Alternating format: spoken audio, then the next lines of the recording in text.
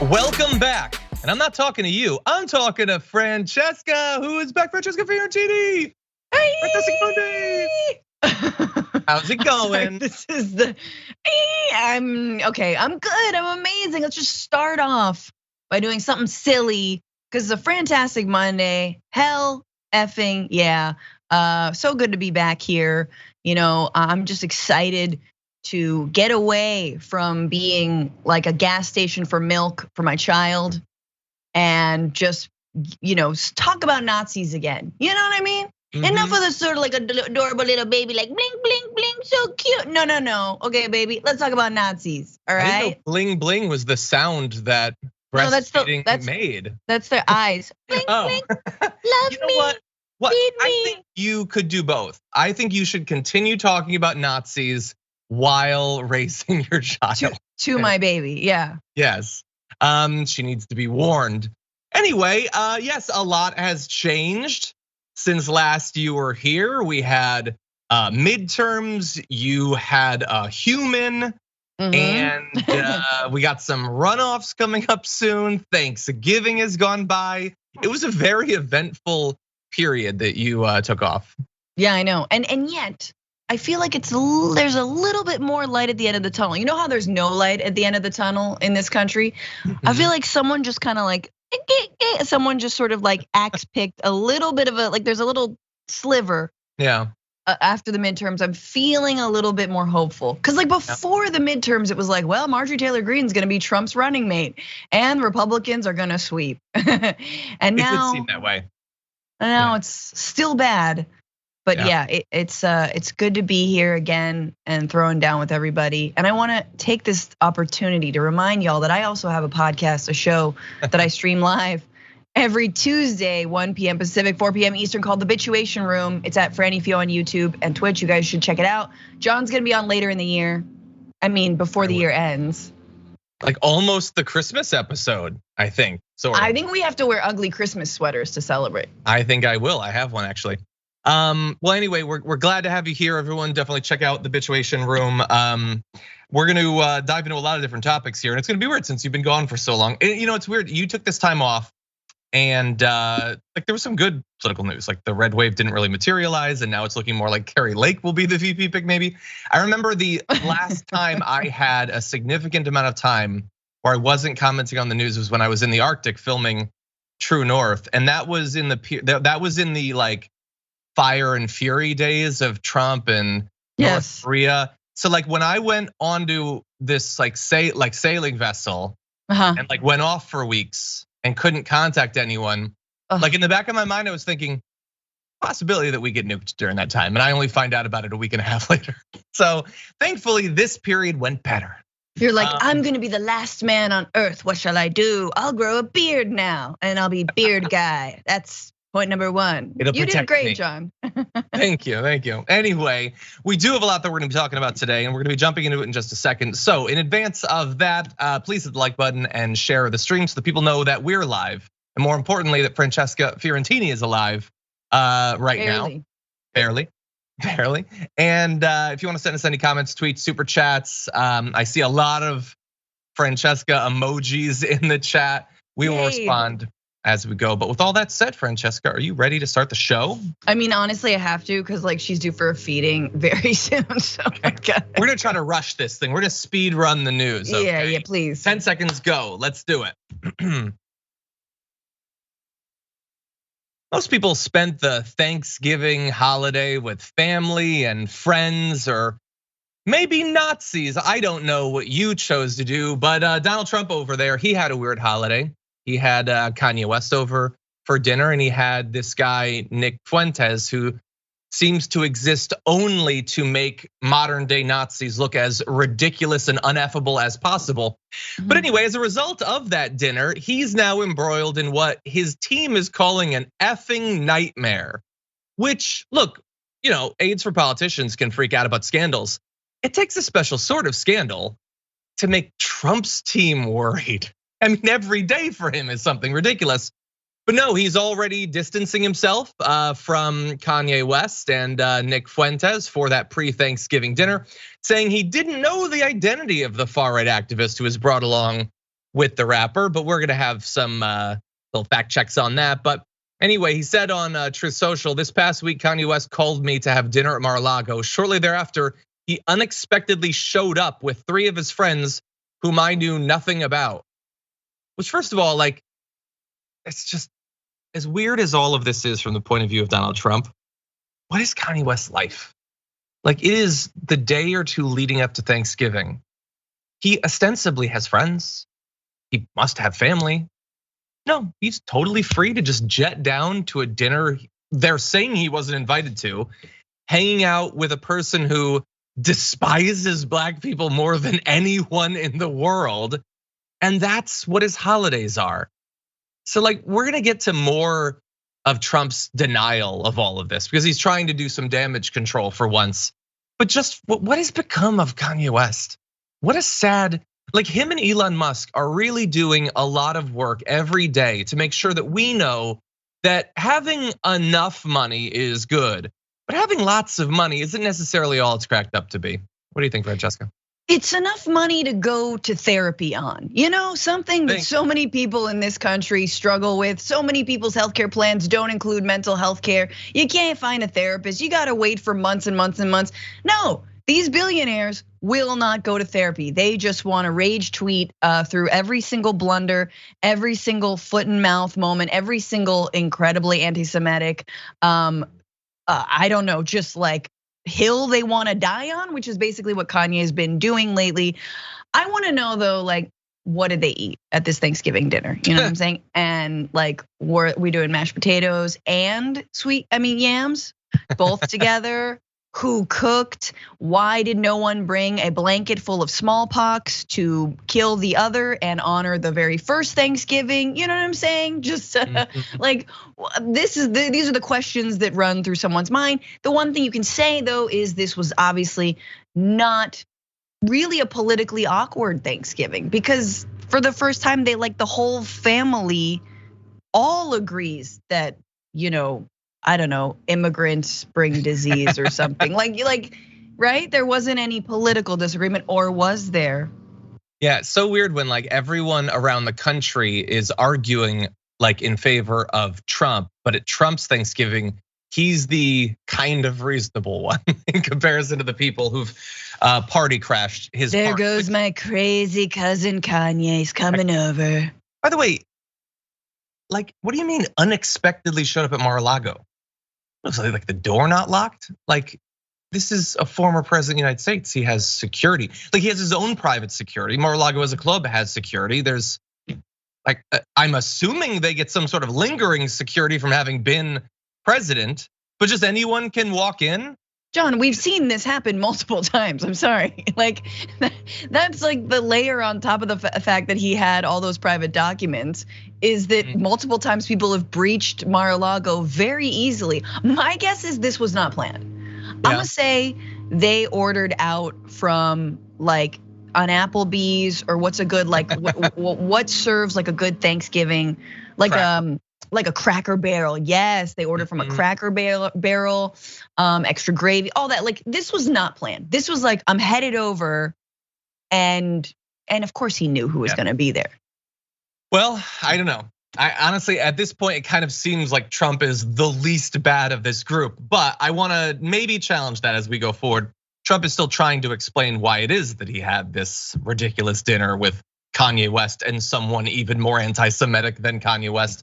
He bleated, "Yay, formerly known as Kanye West." Look, if you're gonna acknowledge that, just say his name. Like, I'm not gonna call him that. I'm gonna call him Kanye West because F him. But why do you say both? Was asking me for advice concerning some of his difficulties, in particular having to do with his business. We also discussed, to a lesser extent, politics, where I told him he should definitely not run for president. Any voters you may have should vote for Trump. Anyway, we got along great. He expressed no anti-Semitism, and I appreciate all the nice things he said about me on, in quotation marks, Tucker Carlson. Why wouldn't I agree to meet? Also, I didn't know Nick Fuentes. He was the coffee man or whatever. I don't know who he is. He's just an intern, right? Like, he expressed no anti-Semitism, and I don't know that Nick guy. Is he gonna just like hashtag no homo at the end of it for like, I'm sorry, but that's exactly what it is. Like that is like he just hashtag no anti-Semitism. Hashtag no anti-Semitism, hashtag not racist, hashtag loves Jews, hashtag daughter married a Jew. Like just also no idea who Nick Fuentes was. And you can't prove that I was definitely at my home on 9/11, had nothing to do with it. Like what else are you confessing to by saying you didn't do it?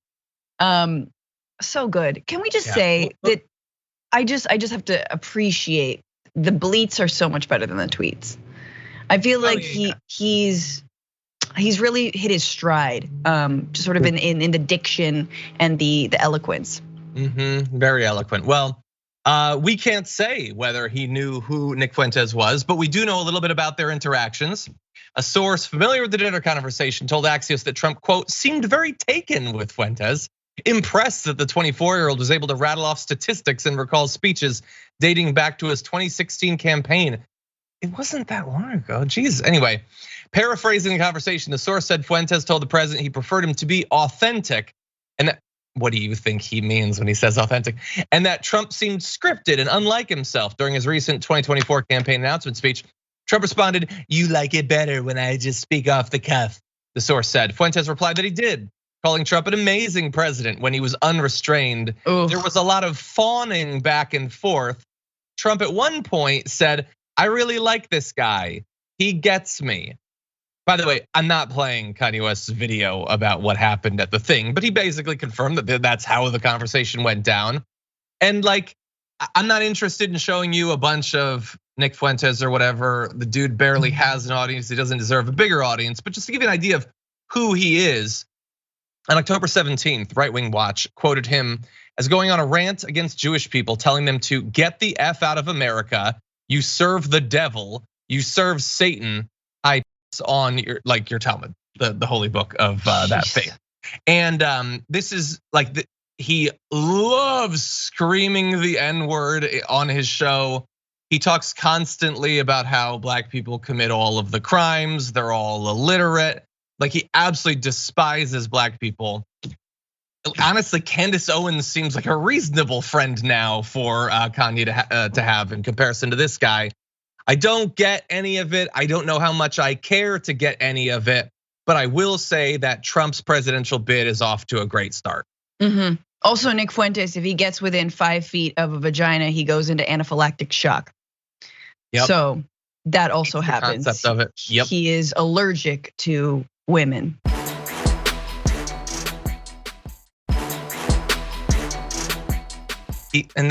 So Trump, I guess, is not just now content to distance himself from Nick Fuentes. He's also concerned about, oh wait, apparently Kanye West has got some negative connotations. So he bleated out, "So I help a seriously troubled man who just happens to be black." What? Who has been Not saying I'm a hero, but I have helped the inner city youth. I'm helping him. One in particular, no longer a youth, no longer living in the inner city, very rich, in fact. He's always been good to me by allowing his request for a meeting at Mar-a-Lago alone so that I can give him very much needed, in quotation marks. He shows up with 3 people, 2 of which I didn't know. The other, a political person who I haven't seen in years. I told him don't run for office, a total waste of time, can't win. Fake news went crazy. Well, I mean, look, I don't know if it's fair to say that they went crazy, but let's take it as a given that they went crazy. Is it understandable to maybe go crazy that you are meeting with a guy who has been going from one explicitly anti-Semitic remark to the next, and you are hanging out with a literal Nazi? That these are the people that you apparently just bring into your home with literally no vetting whatsoever. And that's if we're trusting that he doesn't know who Nick Fuentes is. He's a right-wing goon. That is Trump's actual circle. That is his actual bubble. I don't know for sure if he knew who it was or not, but I do know that this is the loose approach that he's taking to his own personal security and to his image when he's already got enough anti-Semitism flowing around in his own past. I mean, it's I am not surprised. It makes total sense. And the whole like advisors are worried, like, yeah, whichever advisors are still left after everything, right? After January 6th, like we're scraping the barrel here. I mean, where's Rudy? Get some semblance of order in this presidential run, right? Ivanka's out. Like the one who made him re-record all of his apologies on January 6th to tell everyone to, stop, or the 7th or whenever he pretended to apologize. I'm not surprised at this. The only thing I'm surprised about is that he didn't know who Nick Fuentes was. Of course he knows who Nick Fuentes was. And also the other thing is, like, why are we surprised when you have Paul Gosar and Marjorie Taylor Greene? These are representatives, current representatives who've spoken at Nick Fuentes' America First PAC or whatever the F it's called, right? Yeah. Like they constantly meet with these people. They are also white nationalists, right? Everything that comes out of their mouth proves that. We don't throw around the word Nazi lightly in the year 2022. So yeah, I am totally not surprised. I think it's surprising that, and I think the media is so desperate to find some and the Republicans are so desperate to be like, is this it? Maybe this is it. Are we all jumping ship? Should we? I'll jump if you jump, but I'm not jumping. Oh, I didn't say you. Are you? Because I'm scared. Well, look, we've given him a chance to respond. You can make of that what you want. There's the aides again are saying it's an effing nightmare. If people are looking at Florida Governor Ron DeSantis run against Trump, here's another reason why, which I sort of get. Again, the idea that DeSantis is reasonable or centrist or moderate, that is ridiculous. Fight back against any attempt to frame their coming primary battle in that way, but yeah, he's a little bit more careful about who he's having dinner with at the very least. But with that said, let's turn to the other side. The response to all of this, let's jump into Joe Biden being asked about the holiday festivities.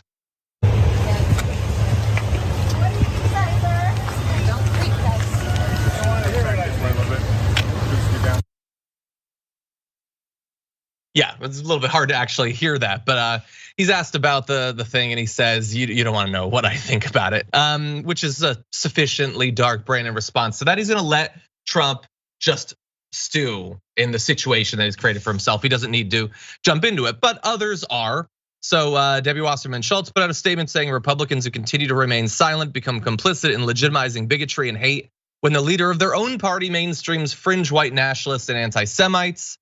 Let's jump down. Liz Cheney says first Marjorie Greene and now Donald Trump hanging around with this anti-Semitic pro-Putin white supremacist. This isn't complicated, it's indefensible. And in case you haven't seen, yeah, she's just casually like if we go to the photo, was at his thing, his event, and then comes out of it supposedly not knowing who this was.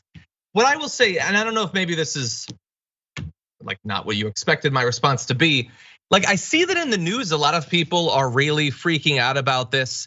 And I wonder if that's sort of like an attempt to make it hit to benefit DeSantis. I'm not saying that this isn't absolutely horrendous and unacceptable. I think that it is.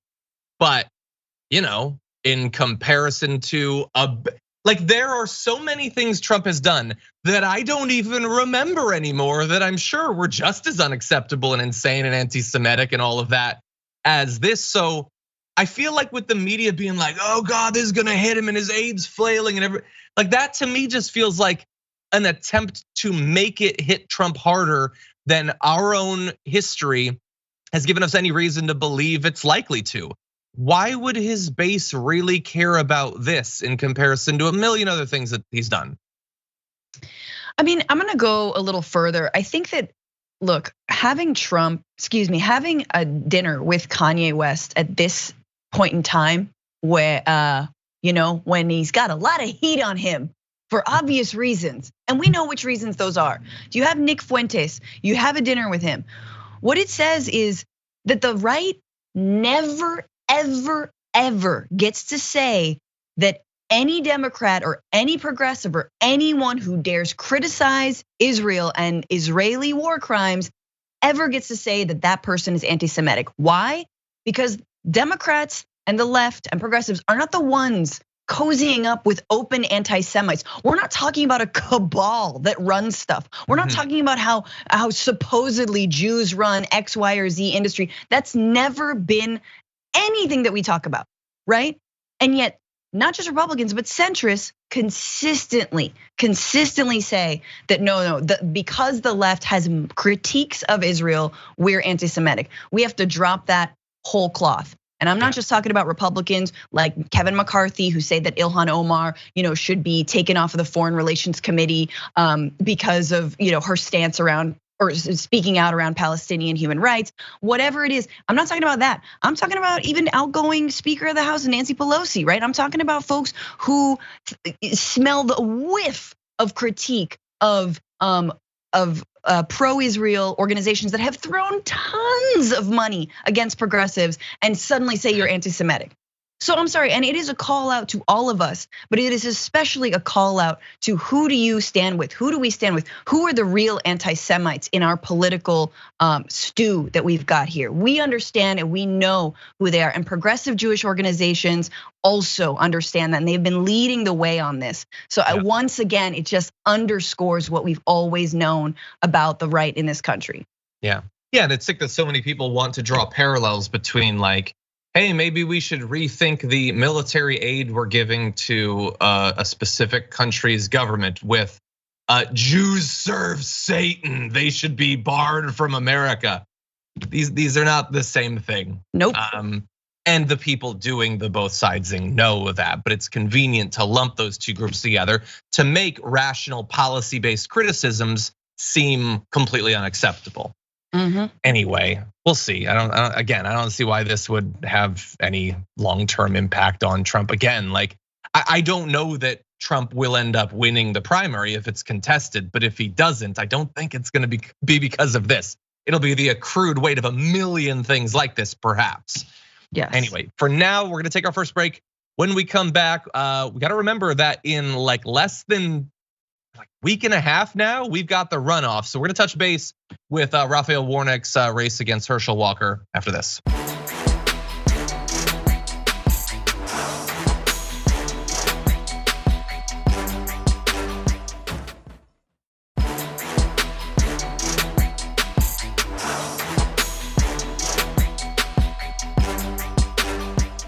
Injustifiable says, hopefully y'all's turkeys were more moist than Marjorie Taylor Greene's. Yeah, I saw people mocking the picture of her turkey on Twitter. Although honestly, I looked at it, it didn't look that bad. I've seen some bad, it didn't look great, but it didn't look as horrendous as one might have imagined she would produce. Anyway, with that said, let's turn now from Thanksgiving back to the political season, starting with this. You ever watch a stupid movie late at night, hoping it's gonna get better, don't get better, but you keep watching it anyway? Because the other night I was watching this movie. I was watching this movie called Freak Night, or some type of night, but it was about vampires. I don't know if you know vampires are cool people. What the hell is he talking about? Is he serious? Is he for real? But I'm gonna tell you something that I found out. A werewolf can kill a vampire. Did you know that? What is he talking about? I never knew that, so I didn't want to be a vampire anymore. I want to be a werewolf. Oh my gosh. He's talking about vampires and werewolves right now. Y'all serious about this, right?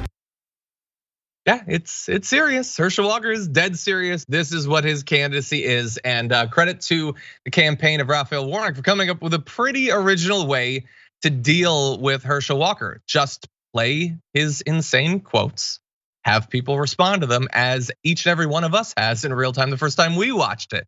There's more, take a look. So I've been telling this little story about this bull out in the field with 6 cows. Earth. And 3 of them are pregnant. There's no substance, there's nothing. So you know you got something going on. It makes me want to laugh, and then it makes me think we're in trouble. But all he cared about is kept his nose against the fence, looking at 3 other cows that didn't belong to him. Now all he had to do is eat grass. This video is ridiculous. That's 35 seconds of my life I'll never get back. Why would I want someone like that leading the state of Georgia? Well, in Herschel Walker's defense, he's not gonna be elected to lead this state. He's gonna be elected to do, I guess, whatever Lindsey Graham and Ted Cruz tell him to do, because they're always thanking him and pulling. Like it's like in Ratatouille, they have a hand on the back of his head and they're pulling on little bits to make him move and say crazy things.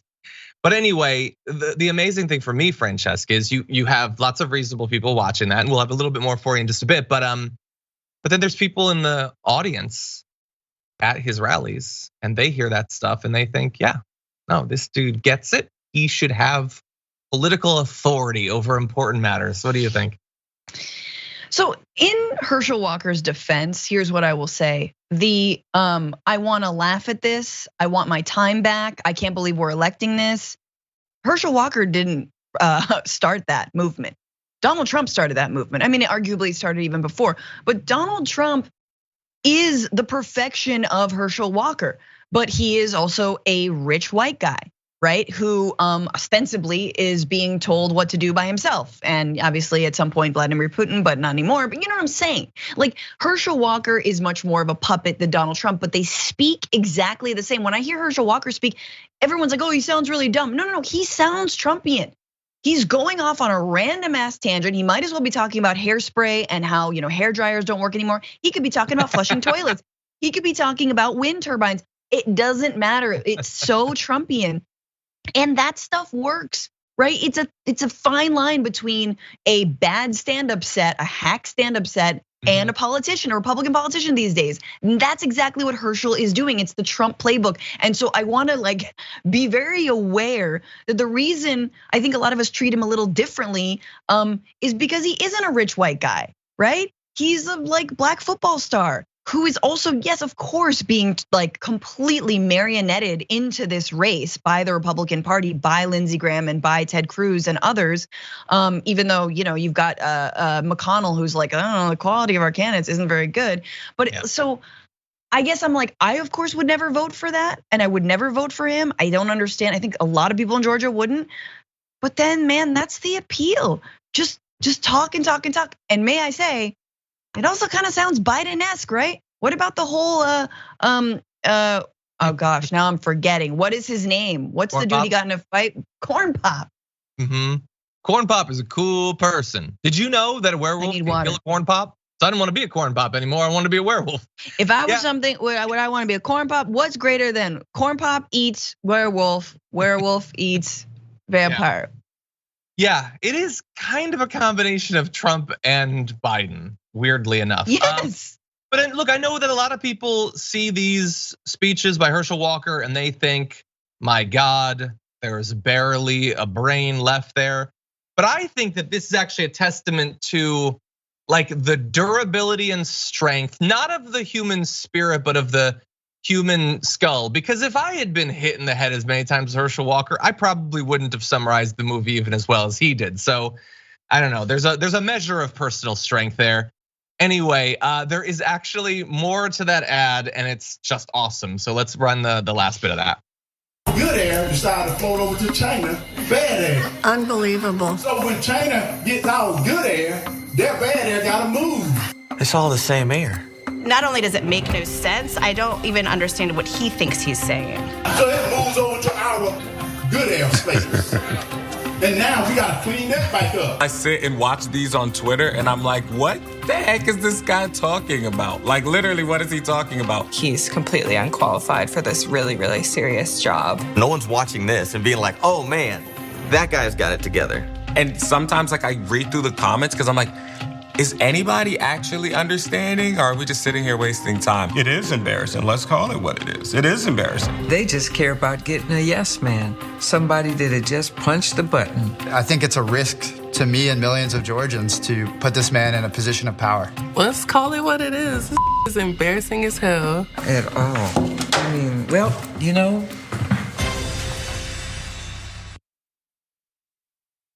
It's embarrassing as hell. And I'm glad, by the way, that they added in this stuff about the good air, because I think it's important to make sure that people know that he is out of his mind. He has no idea what he's talking about. He has no idea what he thinks. He has no real plan.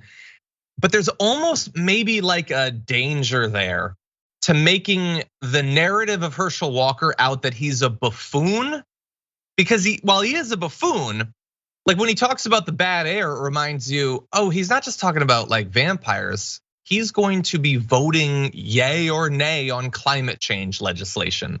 Yep. He isn't just a buffoon in his folksy stories. He believes in saying things about policy.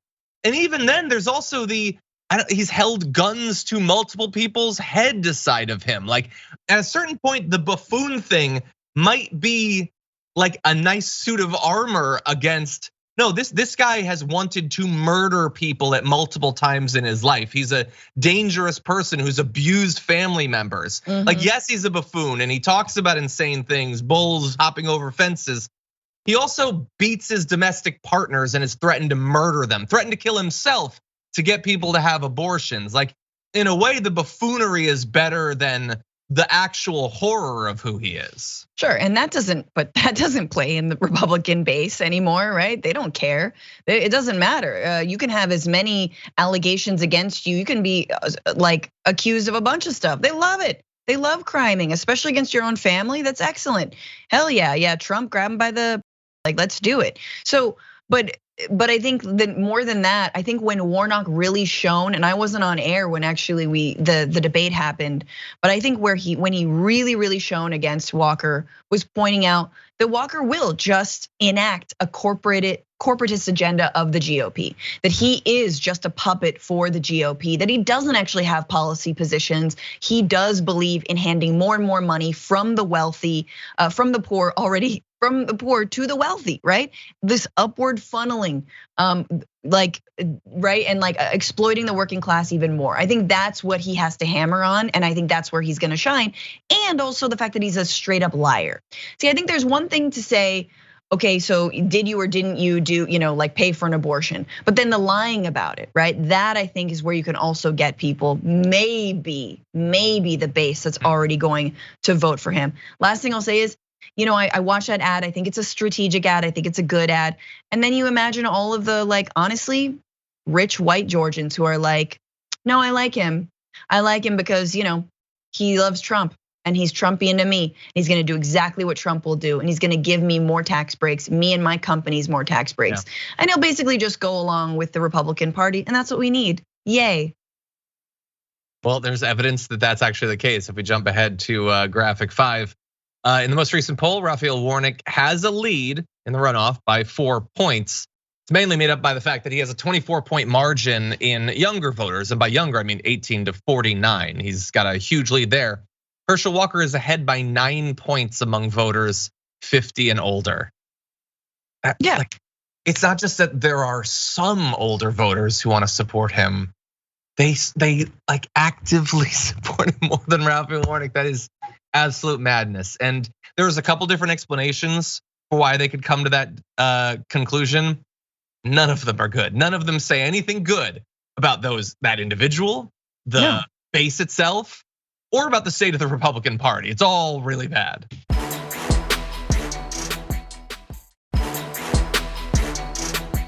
It's been close to a week since we found out more about the family of the Colorado Springs shooter, and I think it was a real awakening for a lot of people seeing the environment that this kid had been raised in. We're gonna show you the dad there. We can't show you the actual footage because unfortunately it was on local news, but Aaron Brink is the father of the person who killed 5 individuals at Club Q. And when he was interviewed about his reaction to that news, he said, they started telling me about the incident, a shooting, and then I go on to find out it's a gay bar. I got scared, blank, is he gay? And he's not gay, so I said, phew, I am a conservative Republican. He also mentions being a Mormon. I praised him for violent behavior really early. I told him it works, you'll get immediate results, which is just truly deranged. Truly deranged. And there's a lot that obviously we need to find out about the motivation for the actual attack. But it kind of feels like that's not a coincidence, that that's probably attached to this person lashing out in this murderous way. Now, to be fair, I guess, and this is often left in coverage of that interview, he does eventually say, there's no excuse for going and killing people. If you're killing people, there's something wrong.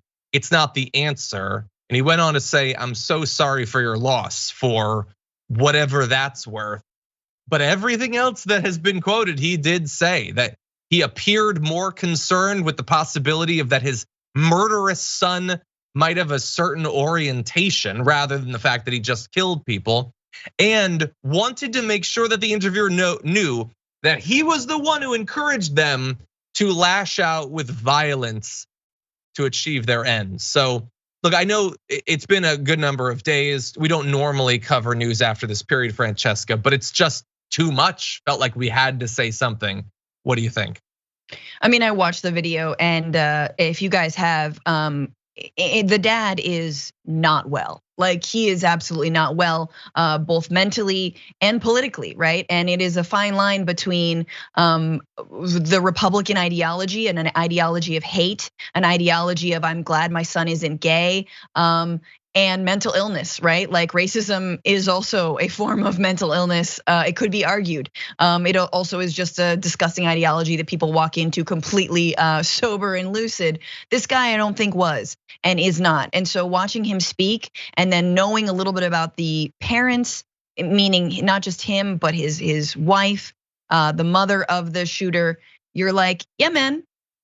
This is why we need reproductive health care and reproductive rights, and people need to make their decisions about whether they're gonna raise children with eyes wide open. Yes, I said it. The main goal when you're a parent, you're like, I just don't wanna raise a mass shooter. That's it, that's pretty much it. You're like, I'm gonna love this kid and try to provide for it enough and try to love it enough so it won't be a mass shooter. Yay, that is, it's a low bar in America, but here we are in a country littered with guns, not enough healthcare, not enough mental health care. And then again, like, I'm not saying there's a difference. I'm not saying I have empathy for this gunman, but I understand he is the product of an incredibly broken home. And no, it's not because like, they're Democrats who taught him that he could be any gender he wanted, and they loved him too hard, and they let him wear what he wanted to school, and they let him be her, and no, this is his dad. This is his dad who says, I taught him about violence to get what he wants, and I'm so glad he's not gay. So sit and think about that, Republicans, and they won't, but I hope they do. Yeah, it's possible. I don't know that I guess he could have rejected what his father told him and then went off and independently came to the conclusion that he needed to kill a bunch of people at a gay club, I guess. But we do know that he was raised in a society and in a household that told him, we don't do gay and you should be violent. It's how you get results. I mean, look, that father, it takes about 2 seconds of watching that interview for me to know that I never want to stand even remotely close to this person. He's out of his damn mind. But is it that different than the overall message that many people in America are sending? They may not be quite as explicitly violent, but they don't do gay either. I mean, some of those prominent politicians in our country, that's the message they're sending, that there is something suspect, suspicious, to be feared of people in this community. And look, his response, the dad's response to the shooting immediately was pretty bad. But was it that much worse than basically every right-wing politician and pundit? How many of them even bothered to do the thoughts and prayers thing this time? I mean, people like Tim Pool were actively saying, this is what you get. We told you guys not to do drag shows and you did drag shows, so what are you gonna do? Yeah, and I can see some people in the comments also bringing up this father's history of drug addiction and abuse, and yeah, it's something that the right never actually in good faith wants to talk about. They only want to talk about the opioid epidemic when Halloween is coming around and suddenly rainbow fentanyl is everywhere. I don't know, do you guys enjoy that rainbow fentanyl? I know we didn't talk about it. It was amazing. No, my neighbor gives out the best rainbow fent. No, but they either want to talk about it when it's Halloween or when it only affects white people. Do they do anything about it? Do we reorganize our budget to help people recovering from addiction? Do we reorganize our budget to actually provide services for folks? No, not at all. Zero. Like, so shut up. You guys actually don't care. We're the ones who have empathy for someone like this. We're the ones who actually want to solve things like the massive opioid epidemic, right? Because we actually want to hold corporations accountable for the stuff that they've been flooding into our communities, right? Yeah. And of course, there's been multiple mass shootings even since that one. apparently this has been the deadliest year for mass shootings. So once again, we're number one. We're setting records for mass gun violence. And what do we expect to come from this? Solutions wise, nothing as of right now. Okay, well, we're gonna take another break. When we come back, we're gonna address what the police have been up to, specifically in Buffalo. Oh geez, we'll be back in just a few.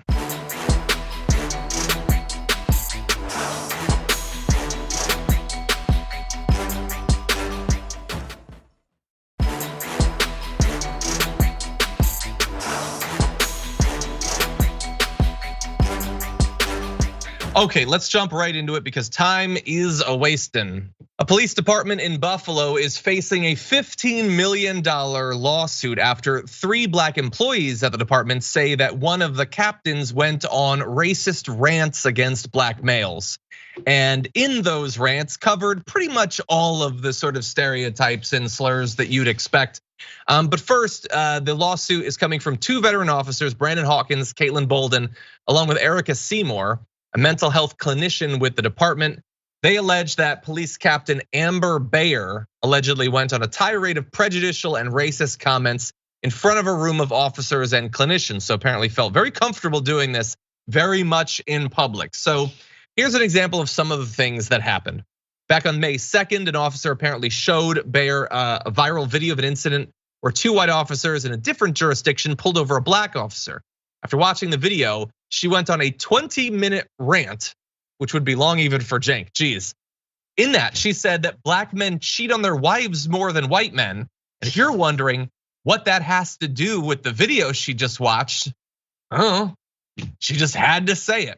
Also said that she would be suspicious of a black man if she saw him in her neighborhood, a predominantly white exurb of Buffalo. She added that white officers get post-traumatic syndrome from working in predominantly black neighborhoods, but that's not an issue for black officers because black people are used to violence and commit more of it than white people. That is a lot of ground to cover in one racist rant. And to do that, not only as a police officer, but as a leader of cops, surrounded by a crowd of other cops and mental health clinicians. That is the F around stage. We're gonna see if the find out stage delivers $15 million in damages. But Francesca, what do you think? That's good. Like, I mean, the problem is that like, who's gonna pay for those damages, right?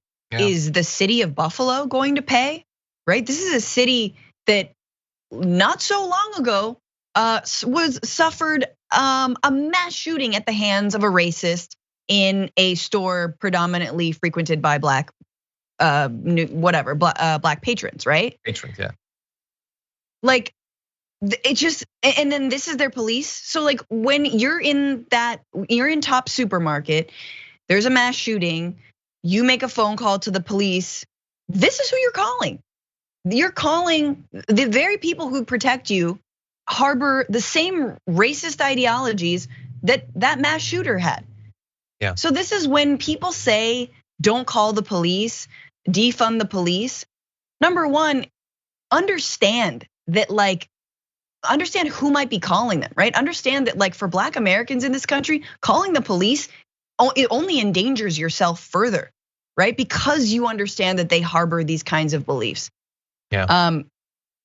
So yeah, I just hasn't this city been through enough? And if the damages hold and they're forced to pay, who pays? Taxpayers of Buffalo? I guess unfortunately it will be. It feels on its face like this racist police captain is doing more to defund the police than most politicians would be willing to do. But yeah, in the end, they're probably just gonna be given more money to make up for it, and it's gonna be coming from us anyway. But right. Yeah, to know that cops, people who have so much responsibility and at the same time so much power, will be burdened by the exact same sorts of suspicions and hatreds and fears as everyone else is bad enough. It shouldn't be surprising, but there it is. But that beyond that they would feel comfortable shouting it to a room of peers. Not just that they have those thoughts and might act on those thoughts, but they feel comfortable in a leadership position in a time when everyone has video cameras in their pocket that they would feel comfortable saying that says a lot about police culture, that it would get to this point. Now, thankfully, in this case, you have some officers willing to point it out and probably will be ostracized from the community for the rest of their careers, which will be brief now. But it is good that they're doing that and making sure that we know what's going on behind these closed doors. Yeah, and it happens all the time. I mean, over in LA, right? Also something that happened while I was gone. You've got the city councilwoman, Nuri Martinez, openly, just the amount of racism coming out of her mouth behind closed doors with other city council members. People in power are racist as hell. And it's more than just bigotry, right? It's bigotry with power. And that is what racism is. It's structural racism for folks who need to understand that difference. It's not just I don't like blank group of people. It is I don't like blank group of people and I am in a position of power to directly impact their lives. I have arrested them. I have thrown them in jail for no reason. I have stopped them for a broken taillight and then beaten the living daylights out of them. This is all part of it. I'm in a position of power in a city council. So man, the stuff that happens. And we're in a body cam era, right? That hasn't stopped racist cops from continuing to disproportionately brutalize Black Americans. Exactly, yeah. Would have been great to have a recording like with that city council. But anyway, as of right now, she's still with the department. We'll keep you updated as the lawsuit proceeds.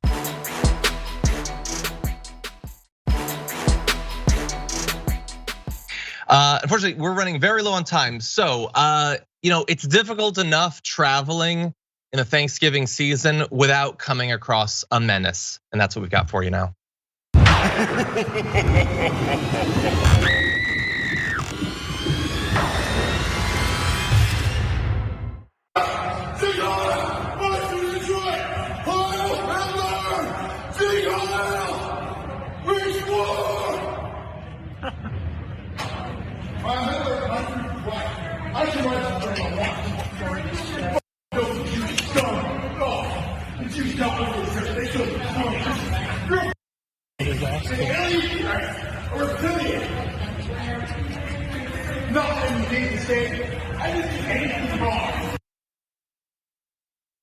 That was the scene over the holiday weekend at a gate at a Seattle airport.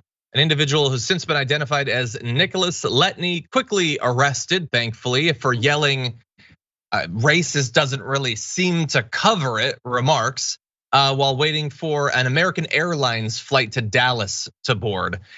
In that, you can see him doing the Nazi salute and yelling Sieg Heil and yelling race war, which I guess is a war cry or something. He also said at some point, you go to the gas chamber. Jews got what they deserved. You're an effing alien and a reptilian. So, racist, anti-Semitic, believes all of the insane conspiracy theories, has in fact put comments online about how Alex Jones is his hero and that, bears out in the commentary. But again, that's a thing that someone felt comfortable doing in a crowded gate at an airport and felt like that was the scene that they needed to make. And maybe it's just because of the more cameras. I cannot say for sure, but it really does feel like this sort of thing is becoming more common. Francesca, what do you think? And we'd like to welcome all of our Nazi flyers seated in row. Oh, wait a minute, you're not allowed on the plane. Like what? Ever again, probably. Ever again, goodbye. Sir, this is gate D10, all right? You mean gate SS 1942. What are you doing? Just look, okay, it's scary and ridiculous. And I'm like, there is part of me that's like, well, what happened before? What did happen before? Are we just outbursting randomly? What's going on? But I think the embarrassment I hope he feels for doing that in public and just being like, nah, bro, no, we're done. Seem embarrassed. You lost multiple times. Yeah. So not here. Race war, not today.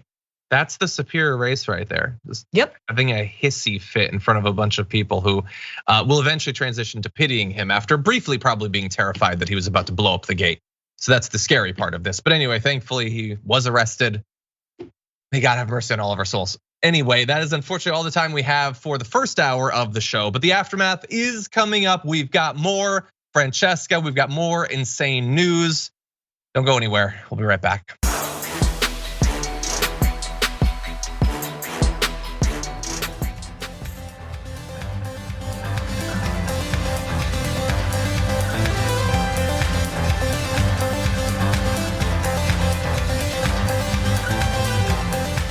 Thanks for listening to the full episode of The Damage Report. Support our work, listen ad-free, access members-only bonus content, and more by subscribing to Apple Podcasts at apple.co/TYT. I'm your host, John Adarola. I'll see you soon.